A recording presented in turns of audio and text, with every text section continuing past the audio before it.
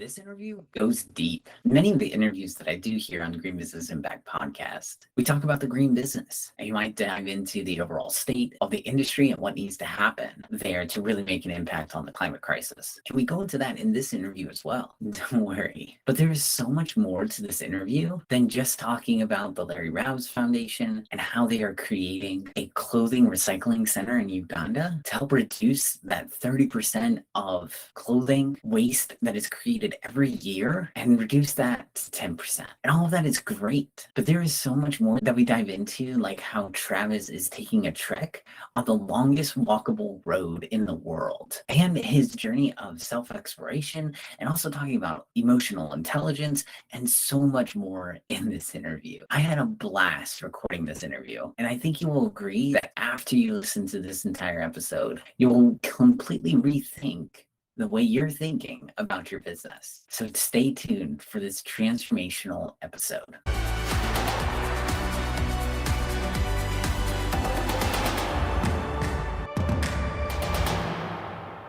Travis, I know you have a few different ventures that you're working on. You have Pains to Profits, the Deeper Education Project, which is a two-part education system. And then you have the Larry Rowbs Foundation. So let's start off with the work you're doing at the Larry Rowbs Foundation there. So what do you guys do? So we're also a startup. Just got registered as a non-governmental organization in Uganda. We're starting a clothing recycling initiative because Africa does not really have recycling infrastructure in place. When you think about the United States, and we have a working recycling infrastructure in a first world country. Third world countries, not so much. And they get millions and millions of tons of clothing just exported there. It's a nice term, exported there for general use and general selling and stuff like that. But really, less than 30% of what is donated or exported or given over is actually usable or sellable. So we have a plan laid out for a clothing recycling station. So we can take those materials and those textiles, sort them out to find out what is good and usable and can immediately be sold. And then whatever is left, put it through the recycling process to either turn it into usable clothing or upcycle it into other materials that can be used for other things. So it's the waste down from 70% down to 10% or hopefully less. Yeah, that's great. The clothing industry, like this very big thing that a lot of people in climate and understanding sustainability don't really think about, but it's like this major piece of impact on the climate is how much carbon that goes into creating clothes and the fast fashion and all of that stuff, shipping clothes around the world and all of these things. It has a really big impact, but it's really hard to trace. And that's why it's been this kind of not really well understood piece of the pie. It's just because it's so distributed. There's so many different moving parts that kind of bring a product from the very beginning to the end that it's really hard to say, oh, it went here and then it went over here, then it went over here, and half of them came from this spot and a third of them came from this spot and another third from over there. So it's like really hard to track and trace, like, where is it sustainable? What's happening? So the clothing and textiles industry is like really this unknown, very hard to manage part of this climate crisis and environmental sustainability piece. So how do you guys be able to say that, okay, we're going to try to do something about all of the clothes that are just not being able to be recycled and start using those things again is really important. It's a major unknown in sustainability for sure. Yeah, Glad absolutely. You guys are doing that work. Yeah, clothing, when it gets put into landfills and waste sites, when it starts building up and then it gets baked by the sun and is sitting there festering in the elements and all that fun stuff. There's chemicals in clothing. And when those chemicals get heated up and start to break apart, they get released into the atmosphere. And a lot of that causes a lot of methane, and methane is definitely not so friendly to the earth, so to speak. But that's one of the big problems. It's a later stage in the development of the actual foundation. The first part is building that recycling station along with an education so that people can learn about recycling, circular economies, fast fashion versus slow fashion, so to speak, and how to create their own sustainable fashion brand. And the second part is going to start tackling the landfills, the waste sites, and putting in a bigger recycling system and filtration system. Definitely. So you guys are just at the beginning stages of your startup where you're just trying to build that proof of concept, or do you already have that kind of there and you're building a site, or what stage are you guys at? So we have proof of concept. My partner, he's been studying it for 10 years, but he's had his own fashion brand for about 10 years now. and he sold his products, and he was a successful business owner in that front. And then he switched to this other project when he got inspired by the idea 2-3 years ago now, and he got stuck in Uganda for COVID. We do have proof of concept, we do have samples, and we do have a site that we've built up, and we're getting it optimized and ready for everybody to see. Right now, we're just in the stage of seeking funding, seeking investment, and seeking sponsorships, backers, other people that want to get involved, other people that want to donate, and people that believe in the work that we're doing, because it's not just what we're doing or making a profit, because it is a nonprofit organization, but it's really about the community development, bringing together people to work together for a common purpose. Definitely. And being able to work for our earth, being able Absolutely. to build a more sustainable world where we're not just throwing everything away and causing all of these chemicals that are in the shirts to go into the environment, which is really great. And where do you guys hope to see your foundation go throughout 2023? Where do you hope to be at the end? I'm expecting we'll be fully funded by April and be able to continue on the research and development phase, continue growing awareness, get the local store started and set up in Uganda to sell products, purchasing from India, because their recycling facilities produce pretty much the same thing that we're going to be producing, the 100% organic and eco-friendly clothing. So set up the store, and then starting spring of next year, break ground and start the construction for the actual recycling station. Nice. That's awesome. And so I have this question, and you might not be able to answer this, and it might be a difficult question, but one of the core fundamentals of why Amazon was so successful is because it really hit this core piece of a human desire to get something faster and have it as easy as possible. So then that's really a big deal with fast fashion. It's like you're getting something like really quickly, and it goes along with the trends and things like that. So what needs to change for us to go from this idea of fast fashion and always needing to have something like right now, immediately, whatever the biggest fad is, to being able to go to something more sustainable? What needs to happen for that change? Education. I think education is the building block of pretty much everything. Whether it's growing up in a family and getting educated on how to walk, talk, doing everything, you're always starting with an educational piece. So it's educational, but it's also perspective, because you don't really think about fast fashion or the fashion industry or the impact it's having outside of your world. That's how I felt forever until I came across Larry and he introduced me to it. I'm like, wow, there's so much crap happening that I have no idea about. Being open-minded and continuing to learn more, it's probably the most essential thing. Because I was closed-minded for a long time and I had no idea there was much out there in the world. But the more I started learning and just consuming information to expand my knowledge and my understanding of things, the more I got directed on what I wanted to learn about and what was most interesting and inspiring to me. So if you start with the education, you'll start to understand more about the world. One thing I like to say is the more you know, the less you understand. The more you understand, the less people think that we need to know more and have more and do more. But maybe that's the wrong approach.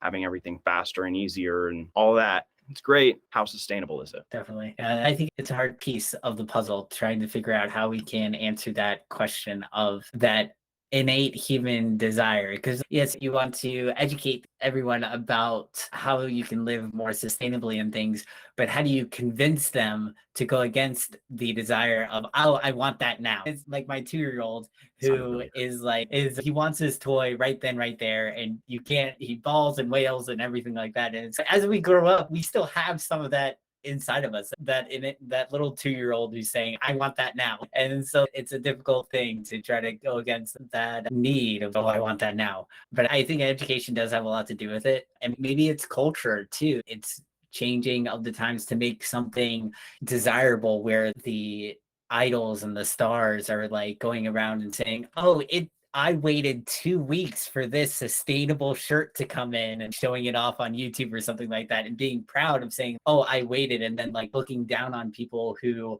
bought something that was made like yesterday or something like that. Like it might be something to that extent of being able to make influencers show people that waiting is okay. Waiting is good for the planet. Waiting is sustainable and something that we want to do, and make it something desirable versus what we have right now, whereas I want to get the latest thing right now. So maybe it's something to do with that. I don't know. Yeah, I think it definitely does. One thing that I read, I don't remember where it was, but I remember this saying, how much sweeter the victory after the struggle to success. And I think that applies to more than just making an achievement in your life. But the difference between immediate gratification and delayed gratification is there's a huge value in delayed gratification. If you look into a dopamine detox, I tried it for 4 days. I didn't want to go the whole month because I'm not at that level yet, but I tried it like 4 days, not doing anything I enjoyed and just being completely bored and full. And then the next day I start to enjoy the things that I really did not like doing because it just resets your circuits or resets your brain a little bit. And I think that's important to understand that you can do that. Because you know what you don't know, but you don't know what you don't know as well. So you try something new. So instead of getting all this immediate gratification and I want this now and it's faster and it's cheaper and it's quicker and blah, blah, blah. Everything gets cheaper over time. Everything has told us that from history to date. Everything gets cheaper over time. And the more that you hold off on getting something that you want, the more value you'll place onto it because it took more to get it. Yeah, definitely. And it comes to the way we want to use our items. So like we buy something, and if we got it really quick and it was really cheap and really easy, we might not value it as much. And then we might be like, oh, in a couple of months I want this new thing, so I'm just going to throw that away, versus something that you had to wait for or something that you value more. You might be like, oh no, like this still is working great, I'm going to keep using it until it's either broken or it reaches its end of life, right? The amount of time that you wait and delaying that gratification does allow you to value something even more, like you said, which is an important part as well. If it ain't broke, don't fix it. But also, if it ain't broke, why replace it? Exactly, which I think Apple and all of the phone companies hate us to say. The opposite of what marketing promotes. So you need this thing now. Fear of missing out. Don't miss out on this new product. Yeah. So how can somebody best support the work that you guys are doing? We have a GoFundMe that people can contribute to. We also have our website, which is LarryRowbsFoundation.org. So people can go there, check out what we got going on, and contribute through there if they want to help. Or we're also accepting volunteers. We have a consistently growing team of people volunteering all around the world. Our team is now in, I think, 7 countries and about a dozen people. So it's amazing. Awesome. People seeing an opportunity that they can get connected to and they believe in. And then they're just freely offering, hey, I can do this for you guys. Hey, I can do this. I can do this. I can do this. I'm like, sweet. Fantastic. More people getting involved. Building a community, and that's what life is all about, getting other people doing what they're good at so you don't have to do something you're not good at and end up resenting whatever it is. And everybody does what they're good at, raises everybody up. Yeah, definitely. And I'll have all the links and everything in the show notes and description and everything so that you can find it all there if you're listening or tuning in and aren't sure how to spell Larry Rowbs Foundation or anything like that. So don't worry, it's all there for you. And I'd love to shift over now to Pains to Profits. Do you mind telling us about Pains to Profits and what you do there? Absolutely. So Pains to Profits, just basically working with business owners to increase their operational efficiency, which just really means saving a lot of time and making more money with systems, funnels, workflows, stuff like that. And that's pretty much the basics of the business right there. And over the weekend, I've been in the process of rebranding to make it more suitable. But yeah, that's the core concept, is just saving time, making more money. Nice. Every business owner knows those words well and likes to hear those things come together. Definitely. Who do you generally work with when you're trying to help them make more money and make them more efficient? I could technically work with anybody, and we've all been down that road. I can help anybody, but no, who I would prefer working with is executive leadership team coaches. So the people that help the leadership team of a business to systemize and streamline the business aspect with the team, and then I can come in and help with the systems aspect. So it's a double header for businesses, but I like helping those business owners, the coaches, to streamline their operations. Nice. And generally, what do you do when you're talking with them? How do you assess whether you'd be a good fit for them? How do you go about working with them after you assess that like first initial meetup and say, oh yeah, we work together well? And then. Yeah, absolutely. So a lot of it is just if we vibe together, if it's not a hard conversation to have, because that can definitely be the case. And then you're like, oh, I don't really want to be in this situation. But really just asking them questions about where they're hung up in their business or what they're struggling with, any problems that they're dealing with. Several people that I have talked to, I've said, like, how are you qualifying people? Are you doing it right on call, or do you have a qualification method? They're like, normally it's just right on the call. I'm like, you can implement an application to take care of half of your calls right there and save a lot of time. So it's really identifying the biggest bottlenecks and the biggest problems that they're facing in order to come up with the most creative but streamlined solution that can work on its own so that they can take care of the other productive things in their business. Yeah, definitely. Being able to assess whether it's something that you're going to spend a lot of time on, and whether that's a really good use of your time or whether that's not a good use of your time is a big thing too. And I'm assuming that's what you're helping these business owners with, and saying, okay, you could spend time on that, but you could also not spend time on that and spend a lot more time doing other things that make you a lot more money versus spending those medial tasks that don't make you as much money. Right. And Yeah. that's kind of goes into the third part of a framework I've been working out and trying to iron out is the task time value ratio. So identifying how much it would cost to take care of this is how much you value your time. So if the best example I come up with every time is mowing the lawn, let's say it would cost $50 for somebody to mow the lawn in 1 hour, and it would take you about an hour, but you value your time at $100 an hour. So in that ratio, the ratio is less than 1.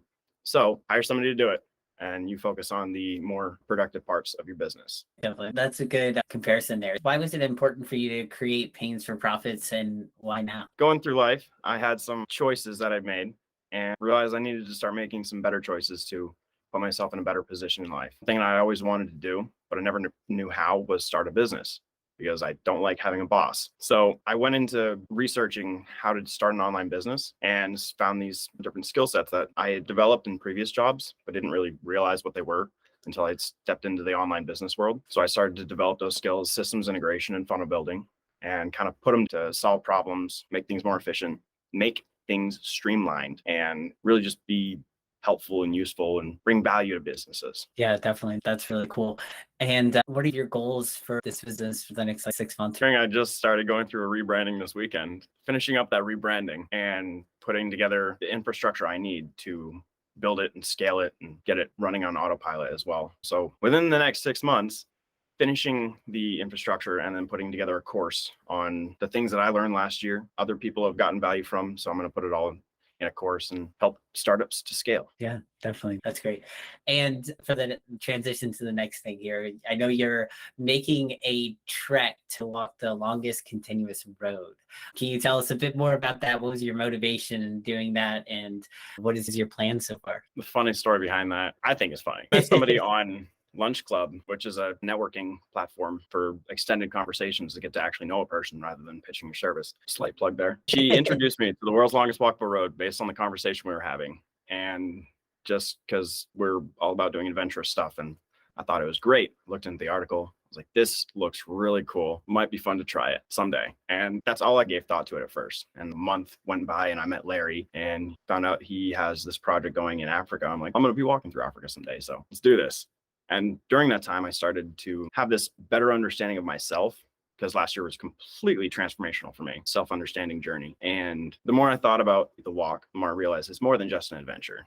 It's a way to connect communities and connect cultures, to show people that we're better when we're working together, like aces in their places, people putting forth their best effort to do something good for other people. Makes sense in my mind. That's how I grew up. You serve, others serve you. Happy days. Like I said, the more I looked into myself, looked into Larry's project, our project, and looked into where I was headed, the more I realized it was all connected. The pieces were just starting to come together and flow in. That's part of what my business rebranding is about as well. Connecting people to the resources and other people that they need in their lives, and showing the world that we're better when we're working together. But also, I spent a lot of my life not knowing who I was, or being surrounded by people that were similar to me or that I could connect to. And this walk is going to be another opportunity to find people that I can connect with, because people that would probably be interested in this kind of thing are probably going to be either adventurous people that do things, or people that want to do things, that have that call inside them, that drawn towards something bigger than themselves. And it's meant to have an impact, so to speak. Whatever that even means, it's meant to just connect people as best as possible, and for me to find my tribe and for them to find their tribe. Definitely. And I think impact is however you look at that word. For me, on this podcast, Green Business Impact, is how big of an impact can we have on the climate crisis and what we can do there. And I think for some people, it's different. From some people, it's how can I make an impact on my community? How can I make an impact on the state that they live in, or the country that they live in? Or how can I make an impact on your family? What is the biggest way that you can impact the people who you love and who are with you? So I think impact has different meanings for different people, but I think you define it for yourself, and I think you've got a good definition for yourself there. So that's good. Thank you. Yeah, I think there's a process to all of that, really, is making an impact in your own life, and getting your life in order. I follow Jordan Peterson. I've been following him for about a year now, and he's helped put my life in order. And I really vibe or agree with things that he talks about. Put your life in order and help put your family's lives in order, and then go to the community. Start small, start simple, because if you start simple, you can grow it's a lot easier to grow. If you start complex and messy and chaotic, it's going to get even worse when you grow. So that applies to your individual life as well, getting you situated and your family situated, whether that's the marriage family or family that you come from, or just the people that you associate with the most and you care about, because family is not just blood deep or blood thick or whatever that saying is. Put your gas mask on before you help somebody else put their gas mask on. And obviously the next person you're going to help put their gas mask on is your family, and then your surrounding community, your friends, your tribe. Yeah, definitely. And that really goes back to our evolutionary roots of where we come from, being able to help yourself, help your family, and then help your extended family, if you want to say your tribe or whoever is closest to you. So that's great. And when is your plan to do the trek? What time period are you looking at? I'm starting June next year. Nice. I'm getting ready. Obviously, I have no idea how I'm going to do everything yet, but I know when to start and I know approximately what I'm going to need. So I just need to make the right connections and talk to the right people and see how it goes. You don't really need to know how to do something as long as you have a direction. Definitely. I like that. And I like to ask this too, just because I get lots of varied responses and it's always really interesting to hear. What are you currently learning right now? There's so many things. Goodness. I have trouble with this question because I have my fingers in so many pies at once. Maybe it's ADHD. Maybe it's just my massively vast array of interests. Someone might call it polymath, whatever that means. So right now I'm digging deeper into storytelling. I love the book Expert Secrets by Russell Brunson. Is one of the people that I've been following as well to grow myself and understand how to grow my company. So storytelling, learning more about what is NLP, neuro linguistic programming, seems really interesting. So I'm trying to learn more about that and putting together something that makes sense. Like a course, it's course creation. I have these things that I'm trying to organize in my head and I just need to put them on paper. So I'm learning how to do that in the most effective way possible. Yeah, definitely. So I was listening to this one thing about they analyzed people who were successful and they found that there is pretty much like two different routes for people who become successful. You have those people who are like dabble in a bunch of other things, and they usually take a bit longer than those people that have a very set mindset and goal. They went to Harvard to get their medical degree. They became a doctor. They started research. They found a treatment for a certain type of cancer by the age of 25. You have those like people who like know what they're doing and like they get it done, right? And they can be extremely successful. But then what they find is that those people, they're really good in their field, but they have a really terrible time if something happens to that field, right? And then you have more of a generalist who goes and like dabbles into a bunch of different things, and they look and see, okay, how can they're just interested in so many different things. And so usually what happens is they gather a lot of different skills. And so they usually take them a lot longer before you see any type of results of what they're doing, because it's like they have a bit flatter of a beginning and then they kind of like skyrocketing after that, because they start pooling all of the things that they learned from all the different little fields that they got interested in, and they start pooling them all together and using them into whichever field they finally land in. And then they just start skyrocketing because of the fact that they've brought together all these multiple different experiences and be able to really go far.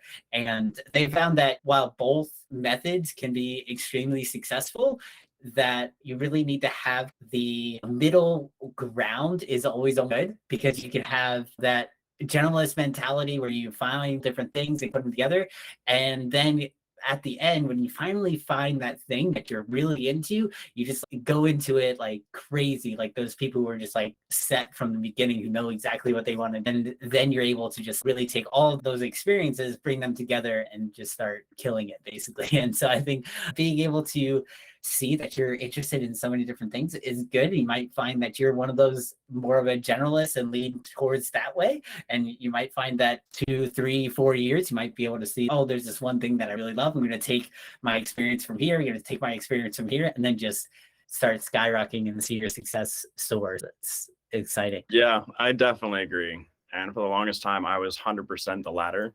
I was dipping my fingers in everything. I had so many different jobs and started gathering so many different skills, but they were only skills. They weren't specialties. Now I'm trying to work into the more direct approach and have more specialties. And that's one of the things that's a view of a subject or part of the training that I'm going to be putting together. And so the rebrand is called generational rebranding, because that's what I'm doing with myself and my family. And this literally just came to me over the weekend. I was like totally not prepared for this. But generational you take what rebranding. comes and go for it. Yeah, I spent all morning trying to put together like a lead funnel and stuff just to prepare for this. But generational rebranding, where it mixes both of those things. You gather a whole bunch of information from different things, and in the process of that, you start to learn more about yourself and understand yourself. When you get to this other side, you have a more direct approach to what you're supposed to be doing with your life, because you know it's your calling. And that's the process that I went on last year, having so many different areas of interests and things that I can do, filter it into one big ball of this is me.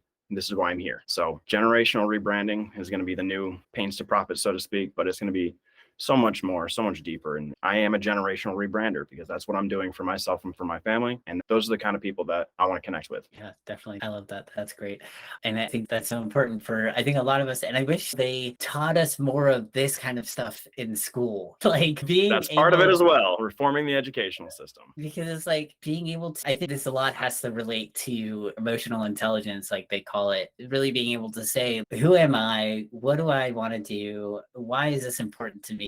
All those kind of things are really fundamental. So like, why am I here on this earth? Fundamental questions that we never even really touch in school. Like you might have an essay about it, but that's it. Like one essay in 5th grade, but that's it. Yeah, and so like, you don't know but exactly what you want to do in 5th grade. Exactly. Unless you're like the very few. You're that 1% who went to Harvard and got the doctorate degree and all that kind of stuff. But yeah, and so I've heard stories of people, they were standing in line at the college campus to sign up for their degree or something like that. And the guy behind them asked him what he was signing up for. And he said, art. And then the guy behind him was like, oh, there's no future in art, sign up for engineering. And so literally it was like, oh, okay.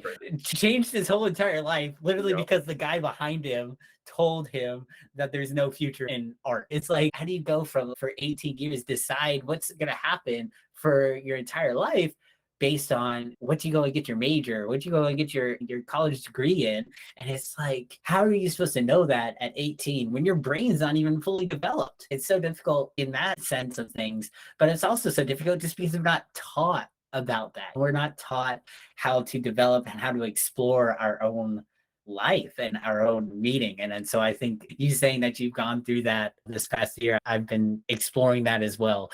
It's definitely an exploration that we all need to go through, trying to figure out what we are doing here. Absolutely. I think it's huge. The educational piece, again, that's the building blocks of it, really. And our current educational system, while it does have its benefits, it's was really created to produce workers, not humans. And now that we've come into this technology age and this information age and Web 1, Web 2, now Web 3, and it's probably going to be Web 7 in 3 years or something like that. We need to evolve with the times, and we have systems and procedures and structures in place to take care of a lot of things that we used to have to do manually, now are taken care of automatically. So now we have to adjust if we want to grow and progress.